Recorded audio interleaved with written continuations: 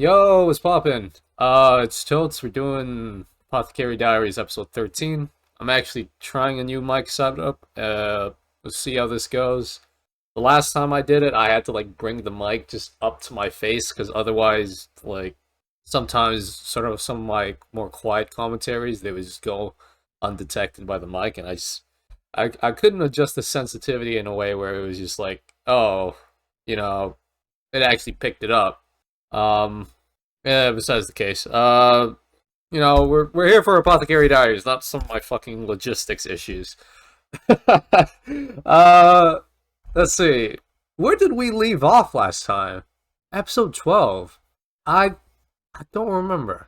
I think I think we had like some sort of like a recap episode, and we had Jinshi going into the brothel and essentially buying out Mao Mao from the old Obachan, and I'm assuming she's going to be taken in as sort of Jinshi's new servant, uh, essentially, where she's not working for the slavers anymore. She's specifically working under Jinshi, so she's going to be entitled to like the full benefits of her pay, and we'll see how that goes. I don't know. I don't know how this is gonna work.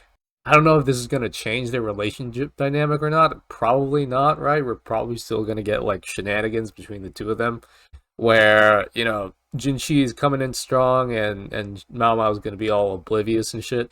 We're probably still gonna get that. But I am like excited to see what the next page of the story is going to be, what the next chapter is, because there is a lot of setup in these past couple episodes, especially a lot of setup sprinkled throughout Core One. I'm waiting to see the moment where the big reveal happens, or we sort of dive deeper into what is actually happening behind the scenes. Because I've got some theories. A lot of them are probably not even true. A lot of them I'm probably just talking out my ass. But I've got theories, and I'm willing to see if they are right or wrong. But yeah, that's enough of me rambling about this shit. Happy New Year's to everybody. We'll begin the reaction.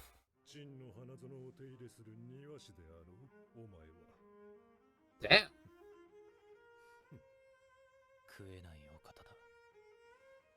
Is he like testing Jinshi to see which one of the concubines is loyal?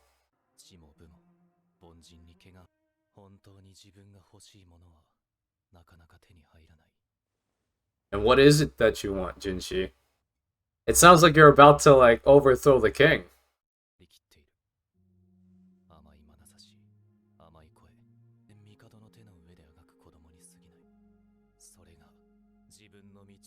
It's like he's choosing to be under the Emperor's thumb because it's the only way he can like move forward in his life. But what exactly do you want, Jinshi? Because it sounds like you want to like overthrow the Emperor, or you know, or be at a higher. Oh my God, is this a new opening? Oh, the blue roses wilting. That's not a good sign. Oh shit. Oh, and who is that?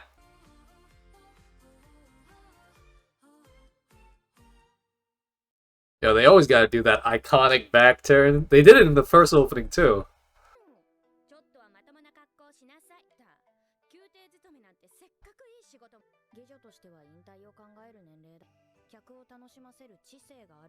Oh, a lot of these customers, they like playing games with her. How old is she exactly? Because she does not look like she's old enough to retire. What the fuck? Like late 20s, late 30s? Oh my God.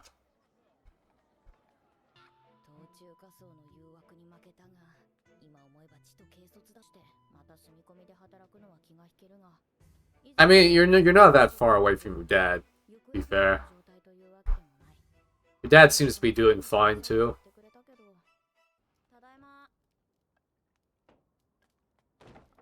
Yo, her dad is senile, bro.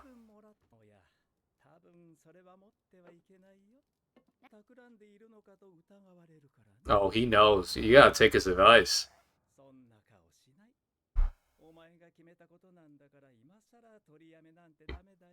Listen to your dad. You know where your dad came from. You can like ask Jinshi, see if he can help.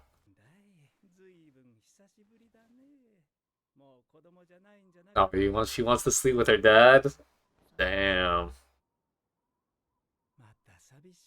Yeah.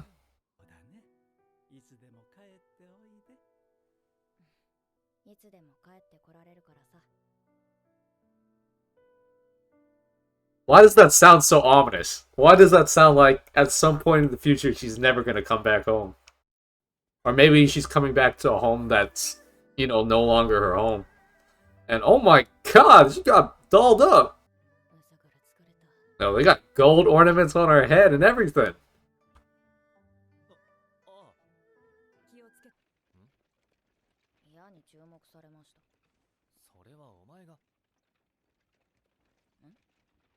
It's because you're so beautiful. He can't say it. Hey, come on, Jinshi. You gonna get flustered over that little thing?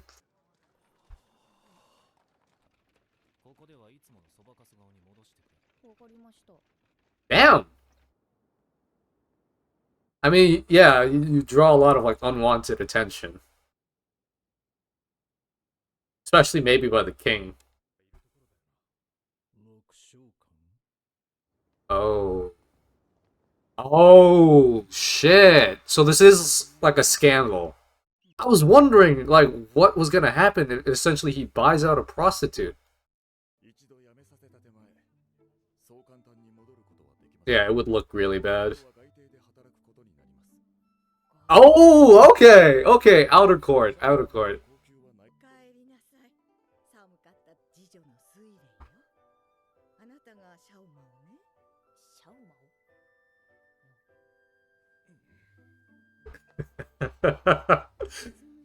Why is he looking at him like that?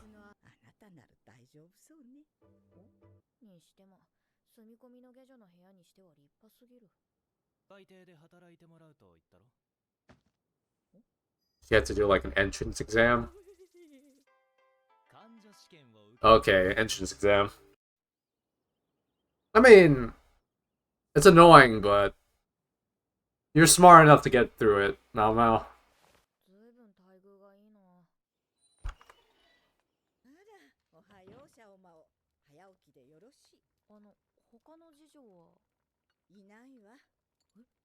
It's just her? Oh. Yeah, you want to keep it out of as many hands as possible. Especially since this is the outer palace, you'd have like a lot more like important figures there. Or that. Oh, whoa. Oh, my man, pretty as hell!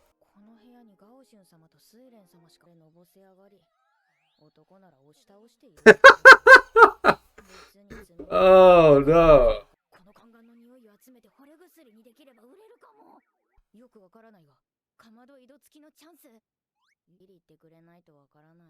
Yeah, I have no idea. I was like, oh, don't take this, Mao Mao, don't take it.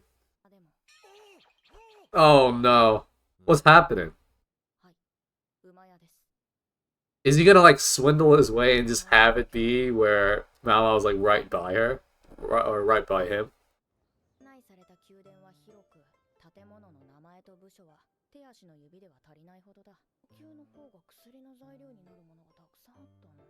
Hmm.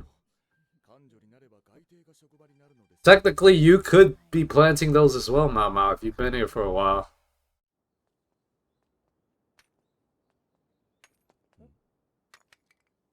So we're getting a new character, I'm assuming.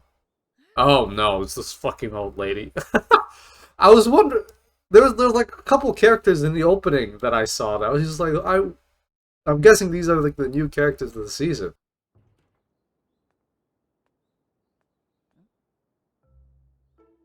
Dang! Jealousy already. Gonna get mugged by those girls.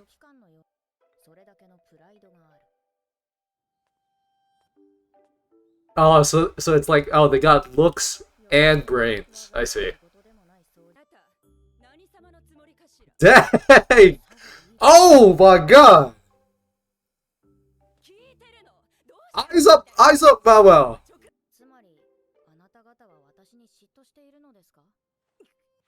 Oh, oh, fuck!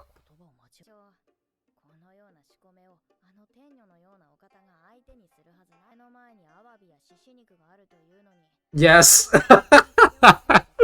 Oh, oh, abalones! Yeah.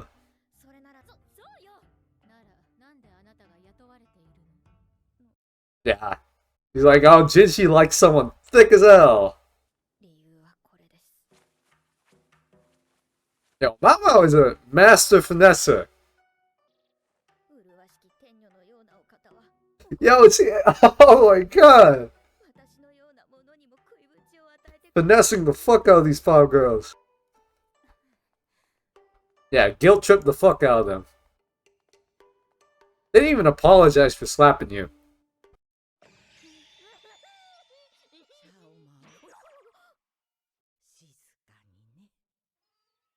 Yo, what the fuck? Bro, that's creepy as fuck.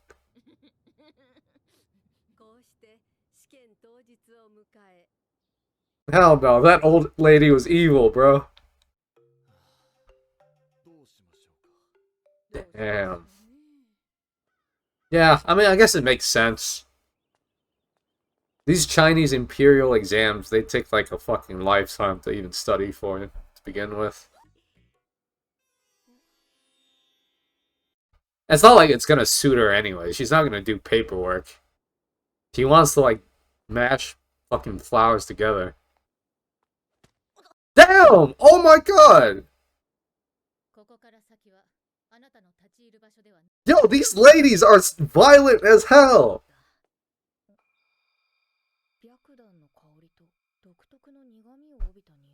Sandalwood.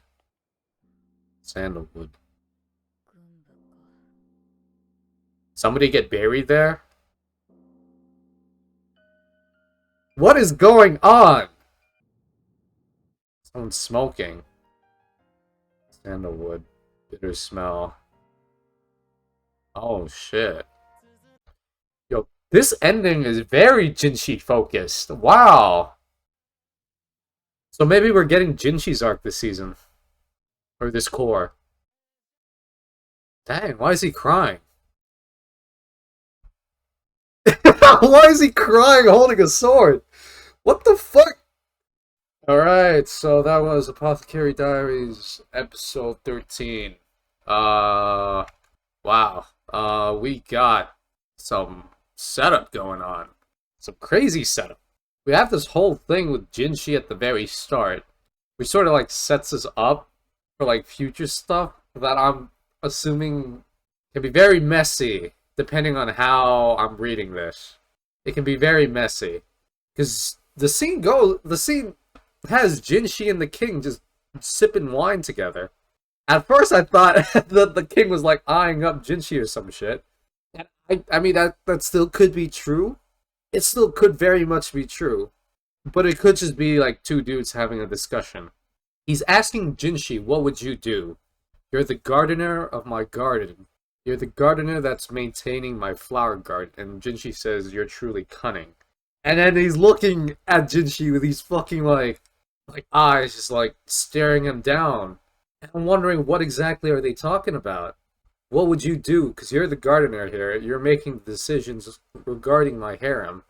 Maybe they found a plot to kill the king or something in the garden, so to speak. And Jinshi has to be the one who makes the first move.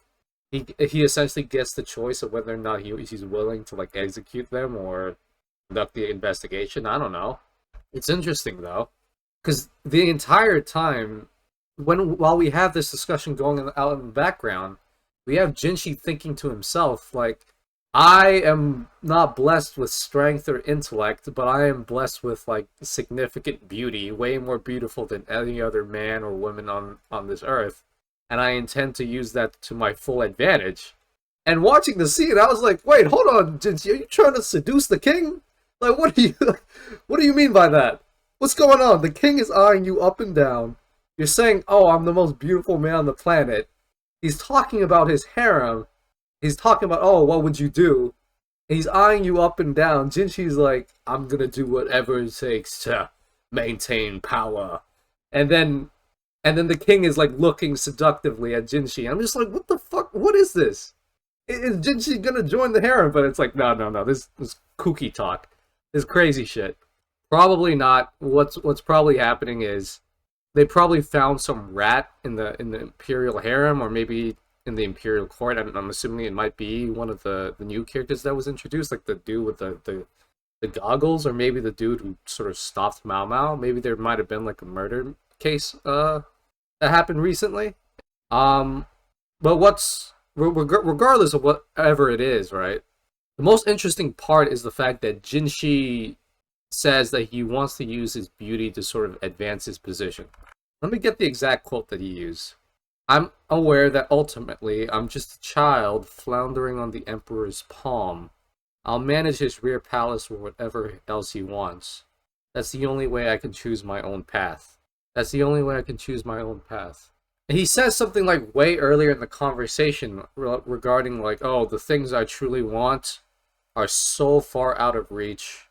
I was dissatisfied at first, but I've gotten over it." What exactly do you want, Jinshi? You are at sort of the upper echelon of sort of imperial society here. You are in a position where like most people would dream of being in. You are like the head honcho of this whole fucking place, and you are like, you're dissatisfied? Like, what more do you want? Do you want to be fucking emperor? Is that it? Because we did get like last core the whole reveal that Jinshi was sort of the son of the I think Lady Lihua, who recently left the palace, and she was essentially the son that was raised up in the imperial court. Nobody knowing like she was actually the son of Lady Lihua, and Lady Lihua just watching over him in the shadows. So maybe this is like a move, like a political move, where he eventually wants to like make a play for the throne. I don't know. It's so ominous. Like these first couple, I've been. How long have I been talking, bro? 6 minutes. It's probably like way less than 6 minutes in the fucking discussion because I'm editing this shit down. But so far, I've been talking about this shit for six and a half minutes. It's only been 30 seconds into the episode that I'm like looking through. Jinshi making a run for the throne. I could see that. He says something about being dissatisfied though, which I feel like he says I'm dissatisfied at first, but I've gotten over it. Why would he be dissatisfied at first? He would be dissatisfied because something about him sort of, you know, disallows him from moving up into the upper echelon of where he wants to be. I'm assuming maybe that has to do with like him being a eunuch. Maybe because of his position as a eunuch, they don't see him fit to be for like the royal throne. He's not fit to be like sort of the successor of the current king. And thus he was dissatisfied, but he's sort of just gotten over it and he's like, all right, whatever. I can't be the king, so I'm just going to like help the king maintain his shit. And maybe by doing so I would like bring goodwill with the king. And still, this is still under the assumption that he is a eunuch. We could get like a reveal later on that, oh, he's not actually a eunuch. They just say he's a eunuch, but he's never actually a eunuch. I could see him doing that. But I don't know. Why would he be dissatisfied? Maybe he's dissatisfied because his mom left the imperial court. But no, that doesn't even make any sense because I feel like these sort of ambitions that he's had sort of go further back, than when his mom left the imperial house, right? I'm sure he knew his mom was Lady Lihua, and I'm sure they've like talked about it, and he was sad that she left. I don't think that's what he's dissatisfied about.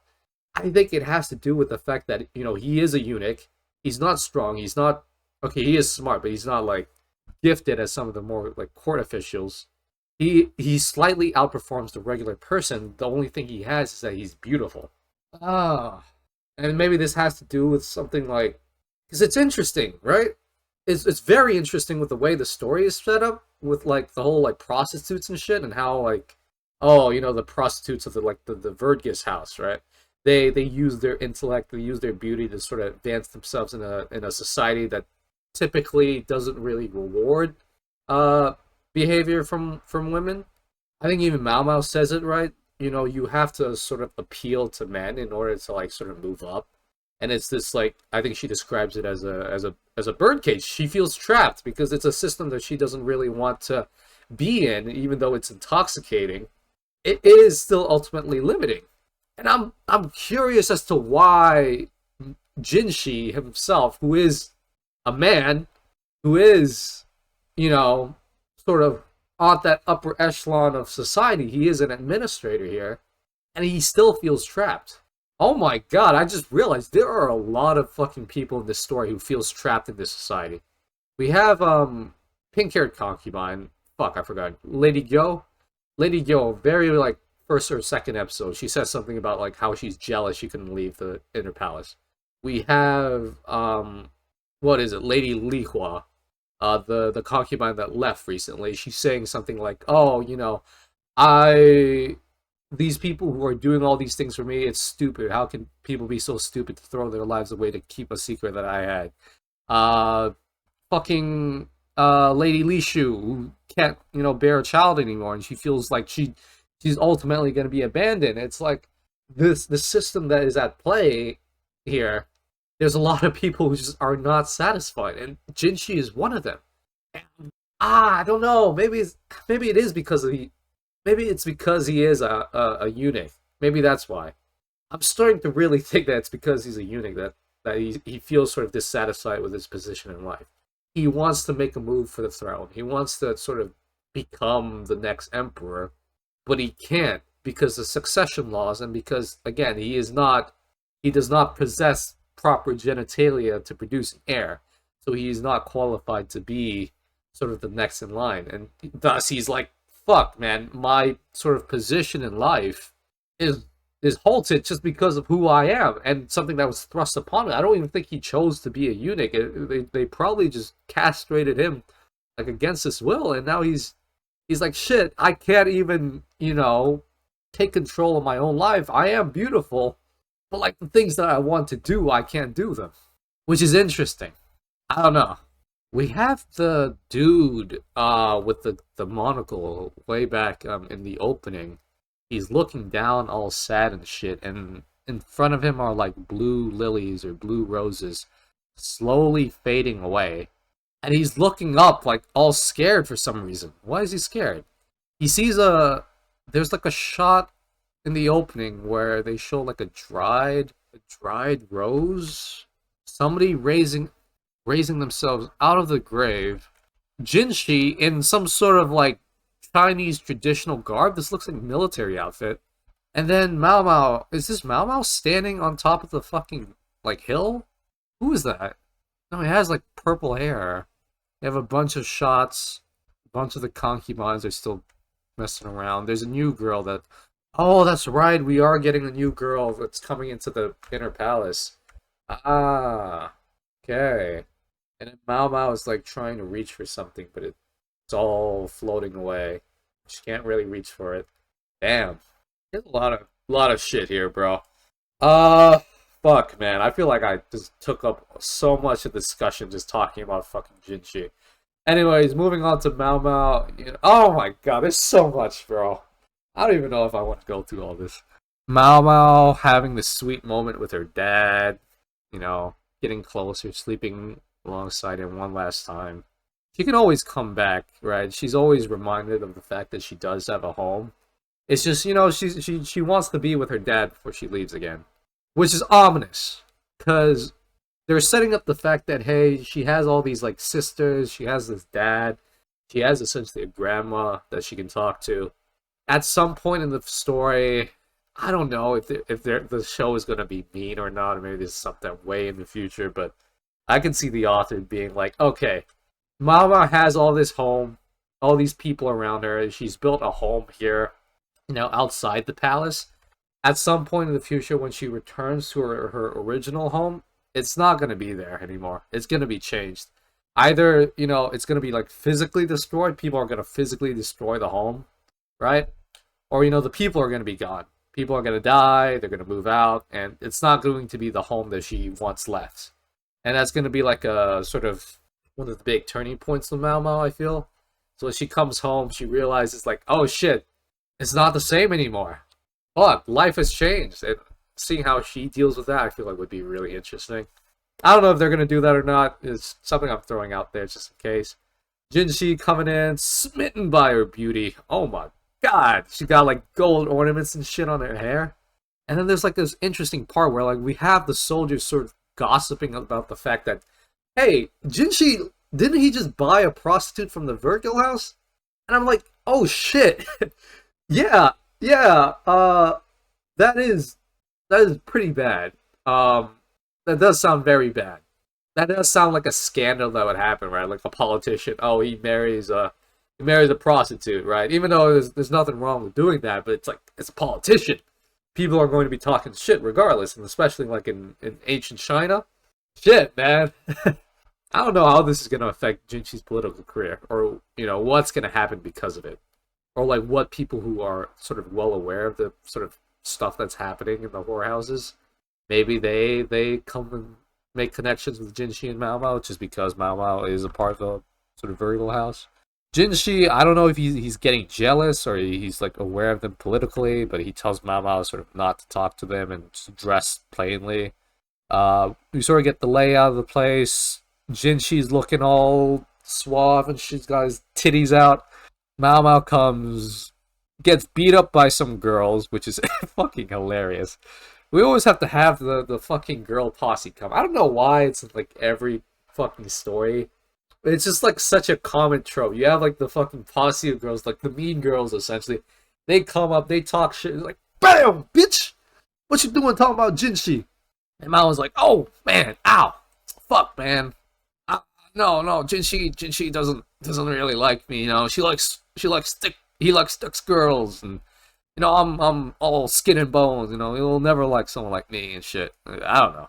There was like a girl that was very interesting because she did come back to talk to Mao Mao at the very end, but it's the girl with the sort of big bushy brows, blue hair, sort of long dress. She comes to talk to Mao at the very end.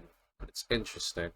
Mao Mao fails the exam. She goes up to a hill, and then the girl that's didn't slap Jin, she didn't sort of provoke her. She sort of just stood there. She is there. She slapped the fuck out of Mao Mao's back of the head, bro. And then as she leaves, she says something. The scent of sandalwood mixed with another distinctly bitter smell. I'm assuming that distinctly bitter smell is tobacco, right? Because at the very end, we see someone giving a dude like the pipe. So she has to be sort of involved with the pipe dude in some way. I'm guessing maybe this has to deal with the monocle guy. Maybe he's a smoker. But why exactly would she stop this Mao Mao girl from climbing up the hill? There shouldn't be any reason to go beyond this point. Why? It's a public place.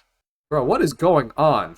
You're not allowed to walk here? It's a public place. There is a giant mound. Maybe it's like sacred or something. I don't know. Somebody died there or was buried there. And it's just like bad juju to like walk over there, It's not an official rule. It's just, I don't know.